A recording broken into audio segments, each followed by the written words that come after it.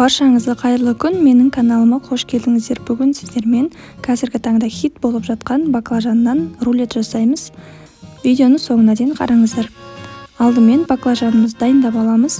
Керек емес артық жерлерін кесіп тастап, видеода көрсетілгендей тігінен ұзынша етіп турап шығамыз.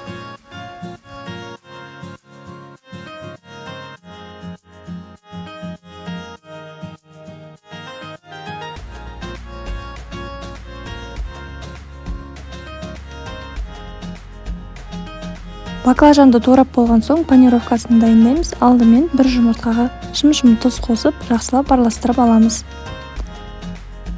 Баклажанымызды алдымен ұнға малып аламыз екі бетінен.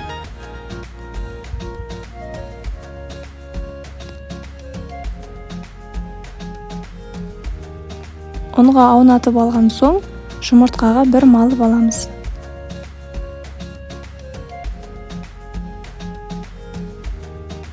Ең соңында панировкаға аунатамыз. Бұл панировканы мен үй жағдайында жасағанмын. Толық рецептін панировканың описанияға сілтемесін тастап кетемін.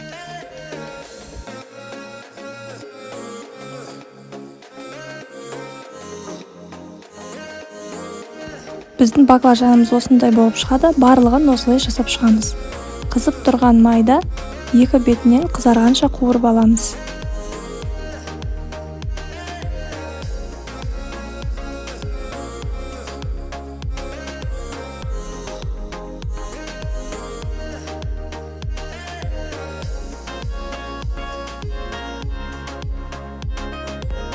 Осы панировкамен жасасаңыздар, баклажандарыңыз қытырлақ болып, әдемі болып шығады. Баклажандардың арасына жағатын соусын дайындаймыз. Мен чесночный соус, яғни сарымсақ қосылып жасалатын соусты таңдадым. Алдымен 2 ас қасық қаймақ салып, оның үстінен 1 ас қасық майонезімізді қосамыз. Тұз және де кептірілген көк шөптерімізді қосамыз.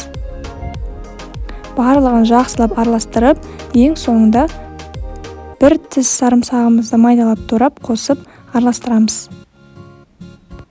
Чесночный соусымыз дайын. Енді баклажанымыздың арасына жағып шығамыз.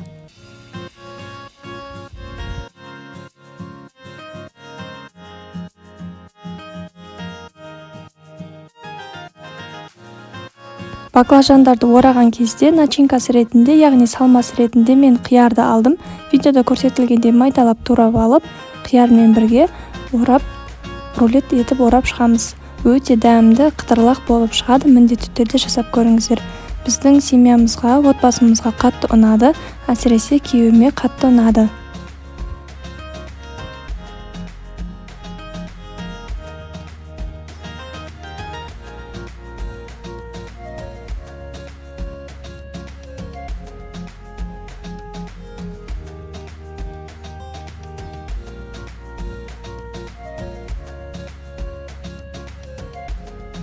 Небәрі 20 минуттың ішінде жасалатын біздің баклажаннан орамамыз дайын болды. Міндетті түрде жасап көріңіздер. Өте дәмді болып шығады. Астарыңыз дәмді болсын.